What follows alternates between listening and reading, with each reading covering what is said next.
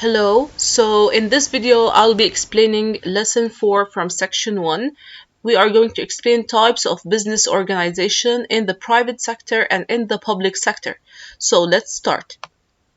So there are different types or forms of business organization when we are talking about the private sector. So in the previous video we said that a lot of countries they have mixed economy, which is a private sector, businesses working in the private sectors and others working in the public sector. So here we have several forms of business organizations in the private sector, and actually we're going to explain only 6 of them. So let's see what are these forms. The first one is a sole trader, the second one partnership, third one private limited companies and public limited companies, franchises, and joint ventures. So in this video I'm going to explain each and every form of this business organization. So we're going to start with the sole traders. So first let's see what is a sole trader, or who is a sole trader. So a sole trader is a business owned by only one person. So here we're going to focus that the ownership of this business, it's by one person. One person organizes this business, one person controls this business. So a sole trader is the most common form of business organization. So we must know it's the most common form. It is a business owned and operated by just one person. So we're talking about the ownership and the operation part, it's controlled by one person. So the owner of a sole proprietor. Okay, so one of the reasons it is such a common form of the organization, because there are few legal requirements to set it up. There are only a few legal regulations which must be followed. So why a lot of businesses they attend to be a sole trader? Because there is a lot of there's a lot of, let's say, benefits of having few legal requirements. So what are these legal requirements? So the first one, the owner must register with and send annual accounts to the government's tax office. So one of the first thing when I start a business and I'm only a sole trader, so I have the first thing I will do is to register with the government and to send them my annual accounts, whether what I mean by the annual accounts, which is the financial accounts, to the government's tax office. The second thing, the name of the business is significant. In some countries, the name must be registered with the Register of Business Names. So I have to register my business, and then I have to name the business and also to register this name. In other countries such as UK, it is sufficient for the owner to put the business name on all of the business's documents. So why do I have to choose a name for my business in order to stick this name or to put this name on all the business documents such as the annual accounts, and to put a notice in the main office stating who owns the business? So because I need this name, because I must clarify in my business documents who is the main owner for this business. In some industries, the sole trader must observe laws which apply to all businesses in that industry. These include health and safety laws and obtaining a license, for example, to sell alcohol or to operate taxis. So if I'm starting a business, in some countries I must pay attention before I actually start the business to make sure that I know all the laws and I have to apply to them all, especially if I'm working in an industry that requires specific, let's say, license, such as a license to operate a taxi office or to perform a specific service or to offer a specific good. So here we're going to see the advantages of being a sole trader and the disadvantages of being a sole trader. And we're going to start with the advantages of being a sole trader. Why a lot of people wants to work alone or to have, let's say, the ownership of the business for their own. The first one is, as we said, as a sole trader, I have few legal regulations to worry about when I'm setting up this business. The second advantage is because a sole trader is his own boss. He has the total freedom to work, and he can do whichever, he can decide whichever he has. The sole trader, he has complete control over his business, and there is no need to consult or ask others before making decisions. So he is the decision maker in this business. The third advantage, he has the freedom to choose his own holidays, hours of work, prices to be charged, and whom to employ. So here in the third point, we have several things to focus on. The first one is the sole trader has the freedom to choose a lot of things, such as the days of holidays or the day offs, the hours he wants to work in, and the prices he's going to charge for his goods or services. And also, when it comes to employees, he is free to choose whoever employee he wants. Number 4, the sole trader has a close contact with his customers. There's a personal relationship with the customer because he's going to do all the work, he's going to do all the services, so definitely he's going to have a direct contact with all the customers. So if this customer, because of this personal contact, this sole trader, he's going to know and he's going to respond quickly to all the feedback that the customer is giving, and he's going to know all their needs and all of their demands. Number 5. So the sole trader has an incentive to work hard, as he is able to control, to keep all the profits after he pays the taxes. He does not have to share these profits. So one of the reasons or the benefits or the advantages of being a sole trader is being able to keep all the profit for himself after he pays the taxes for the government or for the country. Number 6, he does not have to give information about his business to anyone else other than the tax office. So as a sole trader, he has a direct contact with the government, specifically when it comes to taxes. So he doesn't have to share any other information to anyone else beside the tax office, that's let's say related to the government in a certain way. So now here we have the disadvantages of being a sole trader. The first one, there's no one to discuss business matters with, as I'm the own sole trader. So there's no one to discuss business matters. There's no one to, let's say, share the ideas or the decisions with. So I have to take my own decisions. I have to, let's say, there's no one else to talk about business matters with. Number 2, I do not have the benefit of limited liability. So there is no limited liability. Now let's see what is a limited liability over here. Limited liability means that the liability of shareholders in a company is limited to only the amount they invested. So if there's a liability, or the business has a specific amount of debt, so the shareholders in this business only, they are, let's say, required by the amount they invested. So the business is not a separate legal unit. Therefore fully responsible for any debt that the business may have. So if there is a debt, okay, I must pay more than I have invested, so I'll be fully responsible for any debt that the business may have, even if the amount of debt over here, let's say, exceeds the amount of money that I invested in as a sole trader or as a shareholder. Unlimited liability means that if my business cannot pay its debt, then the people I owe money to, اللي هم creditor, can force me to sell all of my own positions in order to pay them. So the unlimited liability means that the owners of business can be held responsible for all the debts of the business they own. Their liability is not limited to the investment they made in the business. So this is the disadvantage of a sole trader. It's unlimited liability, which means if I have a lot of debt, so the creditors, the people I owe money to, are able to allow me or to force me to sell some of my positions in order to pay them back. Number 3, so I want to expand the business by buying other,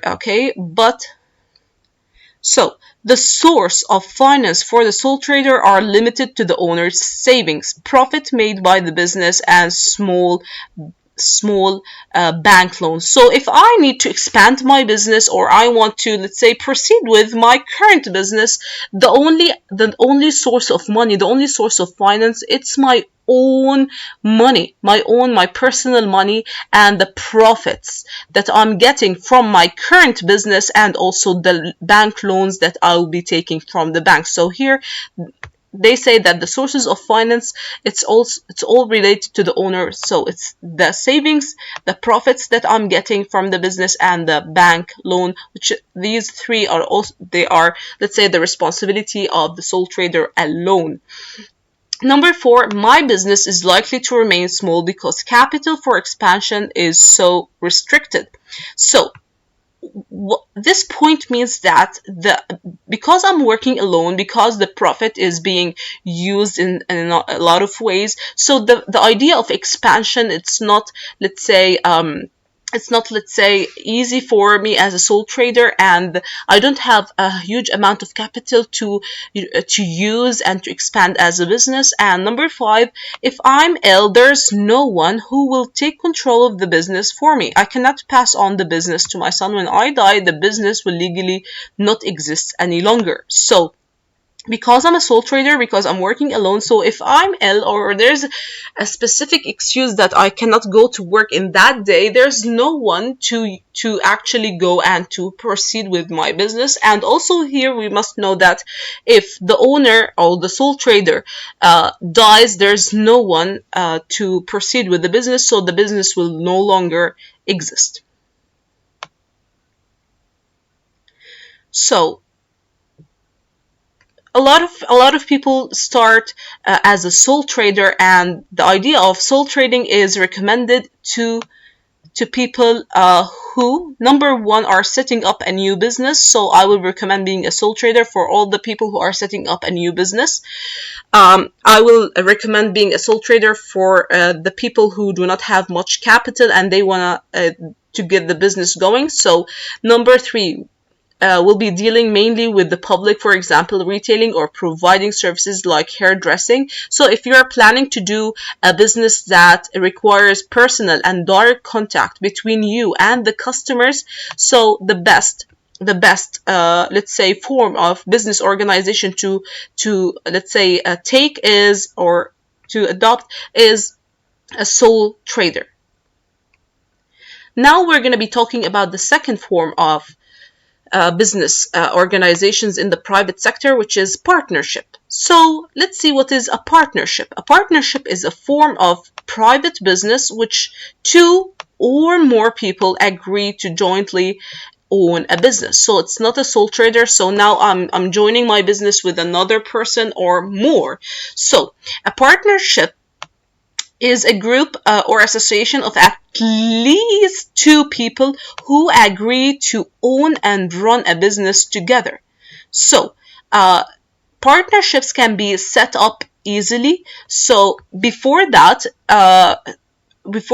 let's say the verbal agreement is also, it's not like recommended. I can talk to someone and ask him to be my partner. This is verbal agreement, but it's better to have a partnership agreement. So what is a partnership agreement? This is an agreement that it's a written and legal agreement between business partners.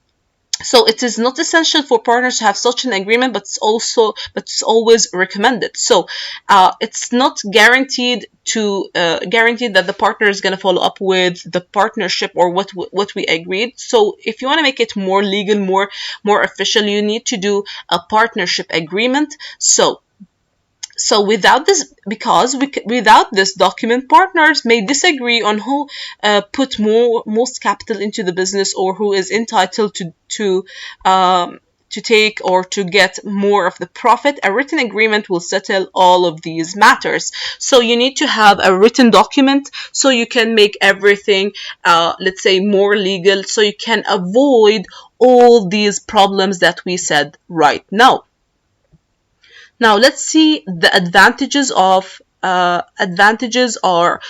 before the advantages, we're going to see what are the contents of a partnership agreement. So if I'm working with a partner, so I have to do, as we said, a partnership agreement. So It's a written document. So what is written in this document? The first thing, the amount of capital invested in the business by each partner. So we're going to see every partner in this partnership, the amount of capital he or she invested in the business. Each partner, the amount of money, the amount of dollars he invested in the business. Number two, the tasks to be undertaken by each partner, dividing the tasks between partners. Number three, the way in which the profits would be shared out. So after I'm done with or I did a specific, let's say I sold some goods, I did some services, and I got profit, how this or which way this profit is going to be shared between the partners.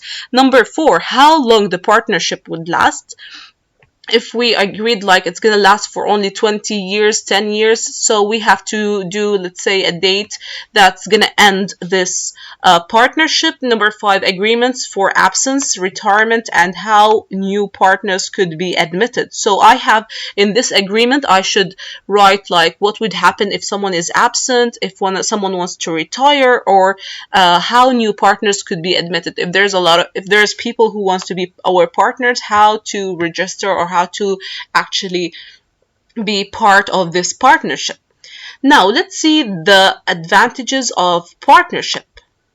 So why would I, let's say, do not want to work as a sole trader? I want to be, let's say, working with partners, because number one, the first advantage, more capital could now be invested into the business. Because if I'm a sole trader, the amount I'll be investing is going to be limited. But when I have partners, the amount of capital is invested is going to increase.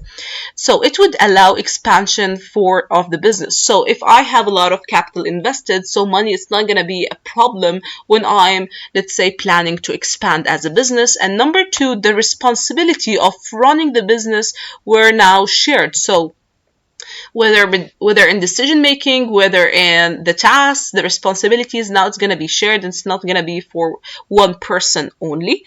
Number three, both partners were motivated to work hard because they would both benefit from the profit.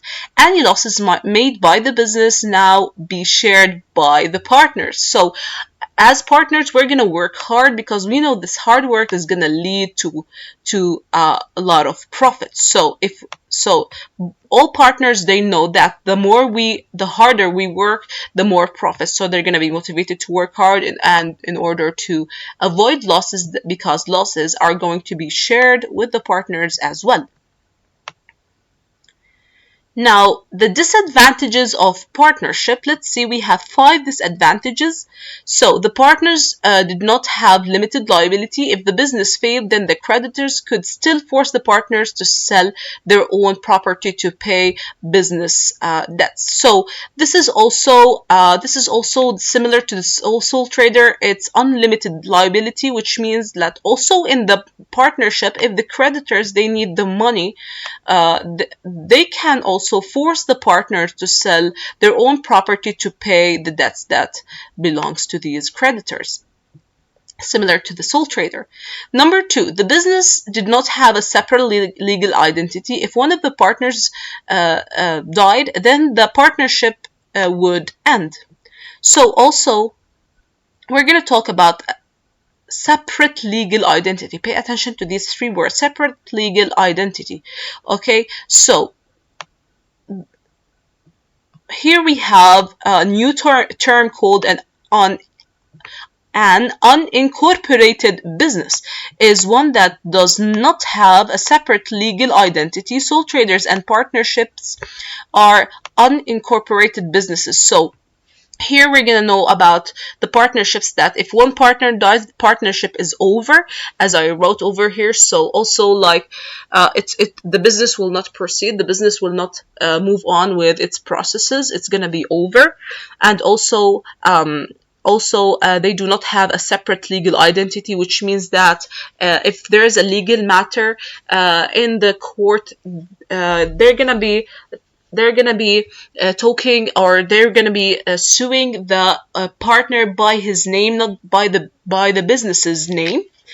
Number three, partners can disagree on business decisions and consulting all partners take time. So there is a chance that they might disagree on a lot of decisions because there's, let's say we said like two or more partners, so we cannot consult them all, and all of these partners cannot, let's say, agree on a specific decision. Number four, if one of the partners is very inefficient or actually dishonest, then the other partners could suffer by losing money in the business, because like sometimes if I'm a partner with someone who is inefficient or he's not honest, so this is gonna cause a lot of let's say problems between the partners, and it's gonna sometimes lead to losing money in the business. Number five, most countries limit the number of partners to 20, and this means that the business growth would be limited by the amount of capital that 20 people could invest.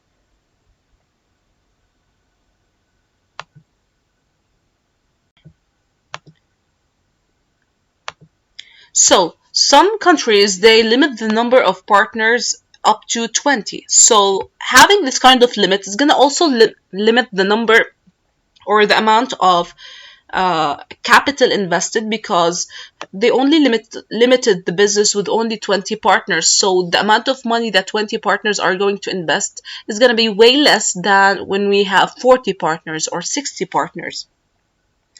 So when do I suggest partnership for people who are interested in business? So if I want to say you can do a partnership, okay, I will recommend partnership to people who wish to form a business with others and wanted to avoid legal complications. So if you want to work with other people, partnership is the right form of business for you, where the professional bodies such as machines and the law of some countries only allow professional people to form a partnership, not a company. So some countries, in order to start a business, you have to be a partner with someone who is professional, because they are the only people who are allowed to start a business, where the partners are well known to each other, possibly in the same family, and want a simple means of involving several of them in the running of the business. And if you are a family or you want to start a business with other people that you actually know them well, you can start a partnership. So here we have something called like from the partnership, we have something called limited partnership, limited liability partnership. So what is this? The abbreviation for this new form of legal structure is LLP. I can refer to Limited Liability Partnership by LLP. It offers partners limited liability but shares in which business cannot be bought and sold. This type of partnership is a separate legal unit which still exists after the partner's death, unlike ordinary partnerships that end with the death of one of the partners. So this is like a form of partnership. So in this part, like the business will proceed even if one of the partners, let's say they die, and also they have a separate legal unit which still exists. So separate legal unit, it means that the business will survive, will keep on going even if one of the partners are no longer alive. Now we're going to be talking about private limited companies. So private limited companies.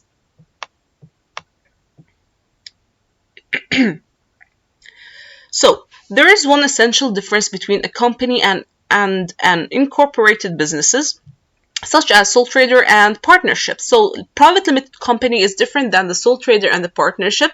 A company is a separate legal unit from its owners, and it is incorporated business. So we said the sole trader with partnership, they are an unincorporated business, but the private limited company, it is an incorporated business. So what is meant by incorporated business? Incorporated businesses are companies that have separate legal status from their owners. So if there's something like we are dealing with the business as if it's a human being with a name, I'm dealing with the business as with the name of the business, not with the name of the owners. So if I have a business and I called, let's say my business, dreams business. Okay, so it is the dreams business going to be, let's say, dealt with as if it's like a human, so they're not going to be calling or doing the legal matters with my personal name. So this means also the company exists separately from the owners and will continue to exist if one of the owners should die. So it's good. They're gonna deal with the company with its own name, not with the owner's name. A company can make contracts or legal agreements. So the company, we're gonna be dealing with other businesses by the name of the company, doing contracts or legal agreements. So if I'm doing a contract or a legal agreement with another business, I will not use my personal name. I will be using only the company's name because it's incorporated business. And the third one, companies' accounts are kept separate from the accounts of the owners. So we said like there's a separation between the owners and the company has its accounts, and the owners have their own accounts. So I will not be, let's say, putting them all together. I'm treating each, let's say, separately. So companies are jointly owned by the people who have invested in the business. These people buy shares in the company and they are therefore called shareholders. So if you want to have, let's say, a part in this business, or you want to invest in this business, you must buy shares, okay, in the company, and therefore you're going to be called a shareholder. So who is a shareholder? Like, they are owners of a limited company. They buy shares which represent partial ownership of the company. So this is important. Please pay attention to the term shareholder and the term incorporated business. They buy shares which represent part ownership of the business. So if you want to be part of, or I want to be an owner in the private limited companies, I will invest in this business. How to invest is by buying shares. These shareholders appoint directors to run the business. In private limited companies, the directors are usually the most important or majority of shareholders. This is usually not the case in the public limited that we're going to be talking about. So what is a private limited company as a definition? They are businesses owned by shareholders, but they cannot sell shares to the public. It's going to remain private. So the ownership of these businesses, they are the shareholders. The ownership of the partnership is the partners. The ownership of the sole trader is the let's say, one owner. Now let's see the advantages of private limited companies. So here we have the advantages of private limited companies. Number one, shares can be sold to a large number of people. In some countries, there are a maximum number. These would be likely to be friends or relatives. So I can share a large number of people, but in private limited companies, these people, I must know them. They are whether friends or relatives or people that I can actually know, or I know in person. Number two, all shareholders have limited liability. This is an important advantage, which means that if the company failed to, with debts owing to the creditors, the shareholders could not be forced to sell their positions to pay the debt. So this is a really good thing, unlike the sole trading or the partnership. The private limited company, the shareholders, they have the limited company, they are going to be limited to only the amount of debts, and they cannot be forced to sell any of their positions.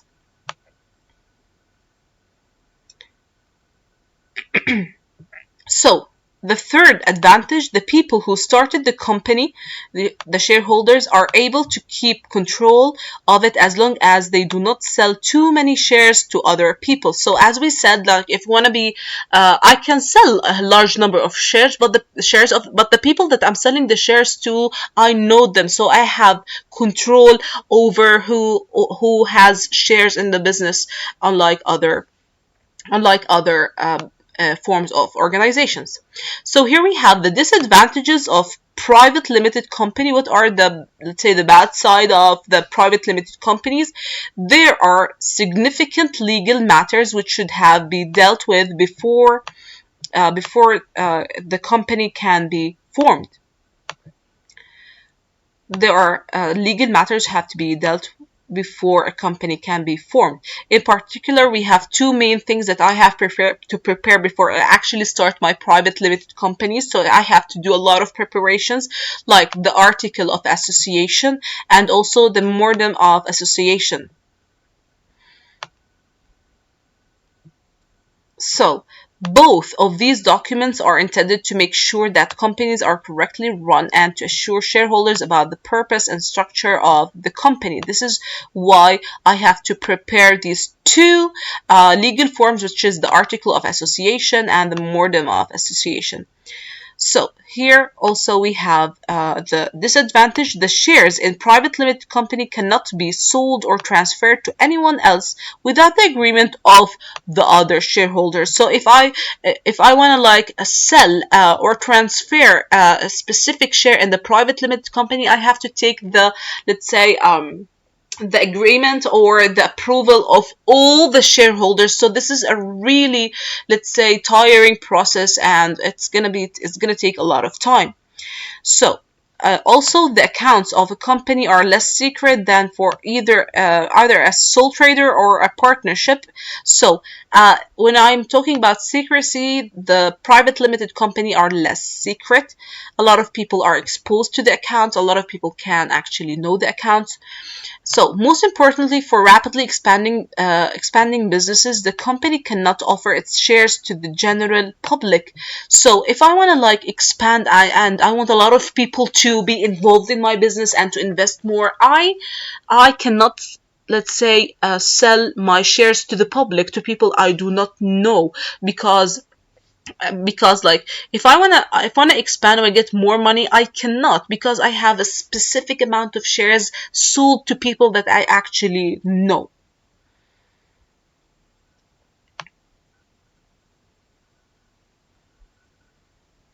Private limited companies, how suitable is this form of organization? It was a very common form of organization for family businesses.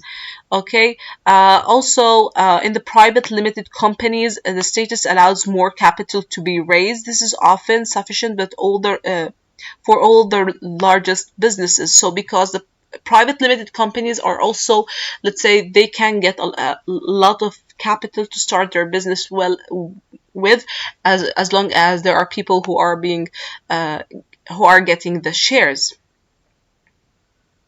Now we're going to be talking about the public. Pay attention. Now we're talking about the public limited companies. So first, let's read the definition of public limited companies. So what is a public limited companies? They are businesses owned by shareholders, just like the private ones. But listen, there's a difference. But they can sell their shares to the public. They can sell their shares to anyone. Anyone can be a part of this business as long as they have money and want to buy shares, and their shares are tradable on stock exchange. So if I want to like, if the shareholders, like in the public limited companies, wants to sell their shares, or when they want to like transfer their shares, there's no need to ask all the shareholders for permission, and they can exchange it easily. So, this form of business organization is most suitable for very large businesses. Pay attention, very large businesses. And most large, well-known businesses are public limited companies, as they have been able to raise capital to expand nationally or even internationally. So most businesses that we know, the global businesses, the international businesses, they are public limited companies. Why did they, let's say, they were able to go internationally? Because they were able to get to raise a huge amount of capital. From where did they get this money? Because they expanded, like they sold their shares to the public, to people they do not know. So, so here, miss, you have to know the difference between a public limited company and the public sector. Okay, so pay attention so you don't make any mistakes. Number one, you should know that the public limited companies are not the public sector of industry. So the public sector, it's owned by the government. This one is owned by shareholders who are, let's say, public, and they do not know each other. Okay, they are not owned by the government, but by private individuals, and as a result, they are in the private sector. We're still talking about the private sector. The title given to public limited companies can cause confusion. That's why in the UK, public limited companies are giving the title PLC. So in order to be able to distinguish between the public sector that's owned and controlled by the government and the public limited companies, they are private owners, but it's publicly, the shares are publicly, let's say, sold and for people. Now, let's see, a public limited company has a certain advantage and disadvantage. Now, we're going to be talking about the advantages of public limited companies.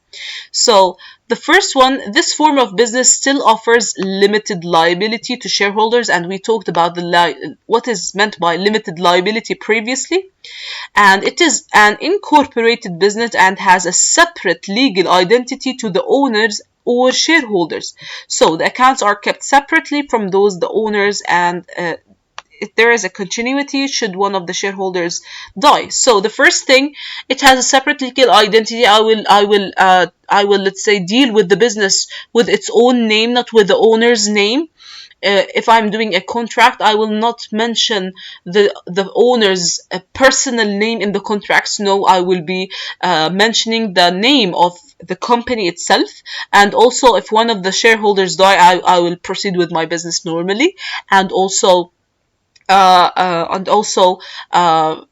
has we said the limited liability, and the accounts of the owners and the company are separate from each other. There are now the opportunity to raise very large capital sums to invest in.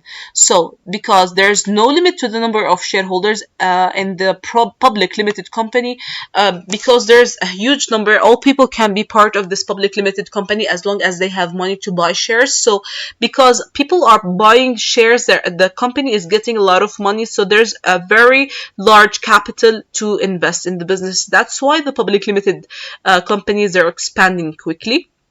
There is no restriction on the buying, selling, or transfer of shares. So unlike the private limited company, I had to take let's say the permission of all the shareholders in order to buy, sell, or transfer my shares. But in the public, no, there is no such restriction.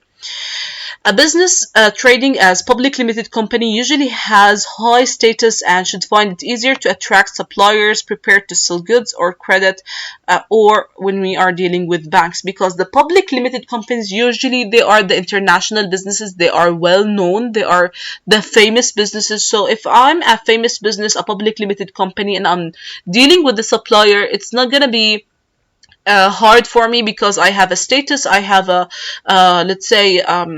I have this good name that's gonna attract the supplier and the banks. So having let's say the problem of the bank lending me money, it's not gonna be a problem because the bank knows my name and is gonna lend me faster than other types of businesses. Disadvantages of a public limited company. There are legal formalities of forming such a company and are quite complicated and time consuming. So if I decided to open or to start a public limited company, I have a lot of things to prepare, especially the legal matters, the legal formalities, and it's gonna be complicated and it's gonna be time consuming as well. There are many more regulations and control over public limited companies in order to protect the interest of the shareholders. These include the publication of accounts which anyone can ask to see. So if the public limited company, the secrecy of its accounts is not there, because anyone can ask for the accounts in order to protect the interest of shareholders, and it's going to take more regulation control over the public limited companies. So because the public, they buy shares, so anyone who buys share has, let's say, the right to check the accounts of this business, and this is it's going to affect the secrecy and the privacy of this business. Number 4, selling shares to the public is expensive. So I said yes, everyone can buy a share, but this share is going to be expensive. It's more expensive than the private limited companies, the directors often ask a specialist merchant bank to help them with this process. And there is a very real danger that although the original owners of the business might become rich by selling shares in the business, they may lose control over it because it's going public. So as an owner of this business who's asking shareholders to invest in the business and to buy shares, I will lose control because there is a huge amount of people who wants to be part of this business and they are buying shares. This is part one. I'm going to do part two. Please wait for the second video. Thank you.